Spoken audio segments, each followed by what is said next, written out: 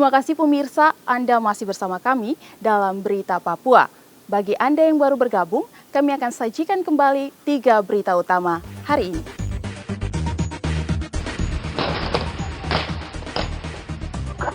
Tidak menjaga jarak fisik saat berunjuk rasa, polisi bubarkan paksa puluhan mahasiswa yang berunjuk rasa di Mimika.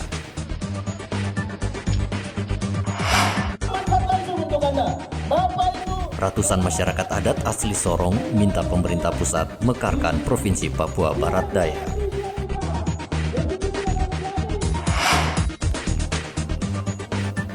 Ijazah SMA bermasalah, satu paslon di Merauke digugurkan KPU.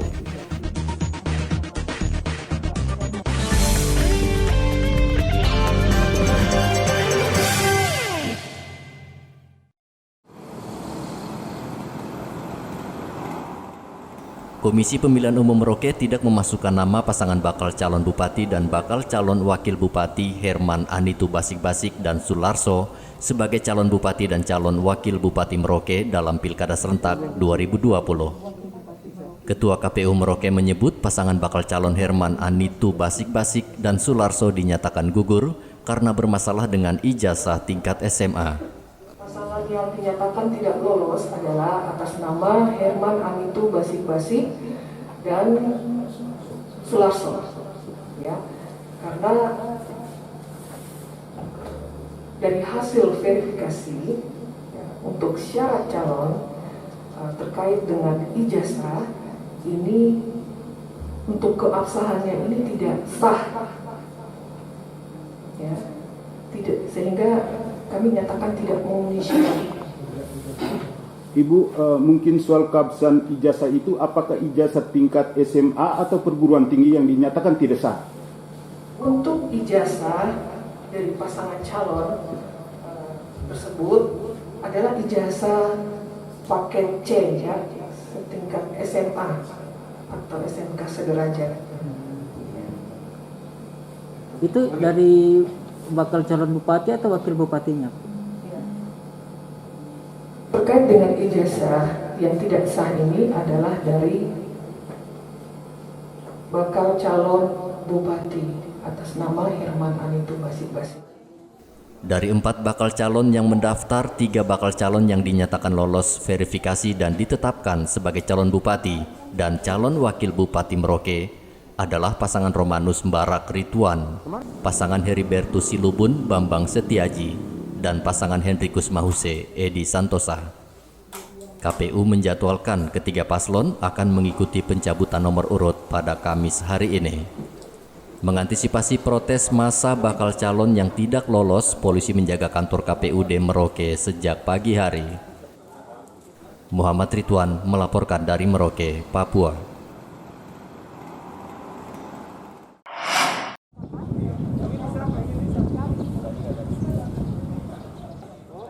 Dispenduk Capil Merauke membagikan 79 kartu tanda penduduk dan 51 kartu keluarga pada narapidana di Lapas Kelas 2B Merauke. Pembagian KTP ini agar para napi dapat menyalurkan hak pilihnya dalam Pilkada Merauke 9 Desember mendatang. Bagaimana dengan perolehan KTP ini? Terima kasih setelah kita ini sudah pilkada untuk mempunyai KTP. Terima kasih untuk kita nanti Pemilihannya bisa menggunakan hak demokrasi ya. Terima kasih banyak. Bagaimana deh setelah dapat KTP ini? Terima kasih. Punya KTP ini kami bisa memilih. Oh, bisa memilih ya. Iya. Jadi kemarin itu tidak bisa memilih ya? Iya. Nah, tidak ada KTP ya. Mana perasaan punya KTP ini? Kasih sudah mendapatkan KTP ini untuk membuat Bisa gunakan demokrasi ya. Kita ya. Sementara itu, Kalapas Kelas 2B Merauke Sony mengapresiasi program Dispenduk Capil yang sudah mengakomodir narapidana dalam menyalurkan hak pilihnya. Seluruh kegiatan keperdataan ini haruslah menggunakan suket maupun KTP. Oh gitu. Ya, hampir semua kegiatan, baik kegiatan untuk keterampilan yang berbasis online, ya, kemudian untuk apalagi menjelang pilkada ini, semua tergantung pada NIK dan KTP. Ya. Oh gitu. Jadi selama ini selalu kita dihadapkan dan selalu terbentur masalah itu. Oh gitu. Untuk PKBM, kegiatan pendidikan, kita pengurusan Dapodik juga harus menggunakan NIK. Gitu ya. Dan mereka yang tidak punya NIK jelas tidak bisa mengikuti kegiatan itu. Oh gitu. Ya. Dan ini akan menghambat pendidikan, menghambat pembinaan narapidana. Oh gitu. Kemudian kegiatan keterampilan, kita juga ada kegiatan keterampilan yang bersertifikasi. Nah ini juga basis datanya harus menggunakan NIK. 79 orang, kemudian ke KK kurang lebih 50-an orang. Oh gitu. Nah ini memang program dari Disdapil ini Pak? Sebenarnya ini permintaan dari Kalapas. Oh gitu. Dengan demikian berarti membantu kami, setidaknya meringankan beban kami karena ada proaktif dari Kalapas dan itu juga kewajiban kami selaku kepala dinas untuk mendata warga kita. Ini kan juga warga Merauke. Kami juga sangat apresiasi dan ucapan terima kasih kepada Kalapas untuk hal ini karena mereka membantu warga binaannya dengan melengkapi dokumen karena sekarang semua kegiatan harus pakai dokumen KTP. Gitu, ya. Tapi ini gratis Pak semuanya? Gratis. KTP dan kartu keluarga ini juga menjadi syarat para napi dalam mengikuti berbagai pelatihan di dalam lapas. Muhammad Ridwan melaporkan dari Merauke, Papua.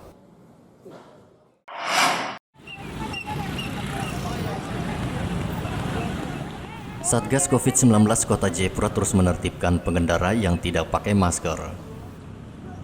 Dalam operasi justisi protokol kesehatan yang digelar di 5 ruas jalan utama itu, terjaring ratusan pengendara tidak pakai masker. Pengendara yang tidak pakai masker diberi hukuman sosial membersihkan lingkungan dan dikenai sanksi denda sebesar Rp200.000. Yang keluar rumah wajib pakai masker. Ini semua dalam rangka memutus mata rantai penyebaran COVID-19 di Kota Jayapura. Kalau kau sayang kau diri, kau sayang orang lain, mari kita pakai masker. Ini satu alat pelindung diri yang memudahkan kita untuk memutus mata rantai. Wali Kota meminta seluruh warga kota terus menerapkan protokol kesehatan karena kasus COVID-19 di Kota Jayapura terus bertambah. Data per 23 September, kasus COVID-19 berjumlah 2.702 kasus. Pasien dirawat berjumlah 675 dan pasien sembuh sebanyak 1.983. Rian Tonai melaporkan dari Kota Jayapura, Papua.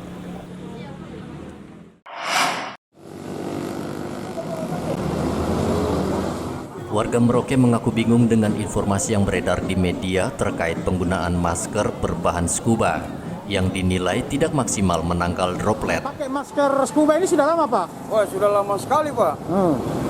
Saya pakai yang ini karena di tempat saya ini kebanyakan dijual. Gitu. Sedangkan yang standar-standar itu kadang-kadang susah dapatnya, mahal lagi. Kadang kita mau beli tidak ada Pak. Gitu. Kalau ini harganya murah ya? Murah-murah. Nah ini kalau umpamanya ada rencana pemerintah mau menggantikan penggunaan ini bagaimana Pak? Bisa saja, yang penting masyarakat untuk membeli itu mudah. Karena terkadang kita mau bepergian cari masker yang standar tidak ada, terkadang juga mahal. Kalau ini di mana-mana ada, di kios-kios, di pasar, di mana tempat ada.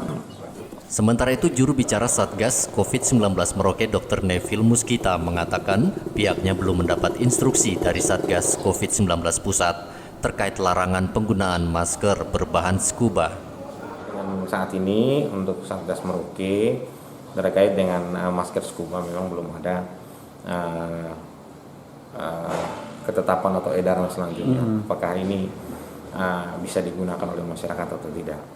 Namun menurut pendapat saya untuk situasi saat ini saya kira masker scuba bisa aja dipakai ya kalau tidak ada masker sama sekali yang bisa digunakan oleh masyarakat.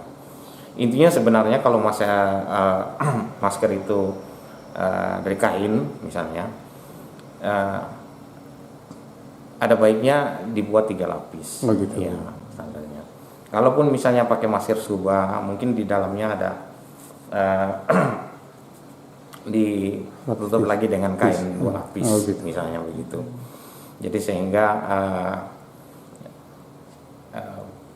proteksi terhadap pencegahan penularan infeksi terutama virus COVID ini bisa berjalan dengan baik. Ya. Memang kalau misalnya masker scuba seseorang yang terinfeksi kemudian berada dekat gitu. Ini kan memang karena dia pori-porinya besar, gitu. Jadi bisa lolos ya virusnya. Satgas juga terus menghimbau warga disiplin dalam menerapkan protokol kesehatan. Data per 23 September, kasus COVID-19 di Merauke berjumlah 78 kasus, 9 pasien masih dirawat, sementara 69 orang dinyatakan sembuh. Muhammad Ridwan melaporkan dari Merauke, Papua. Pemirsa, informasi tadi sekaligus mengakhiri jumpa kita pada pagi hari ini. Saya Graciela Taime, mewakili kerabat kerja yang bertugas menyampaikan terima kasih, selamat beraktivitas, sampai jumpa. Wanyambe.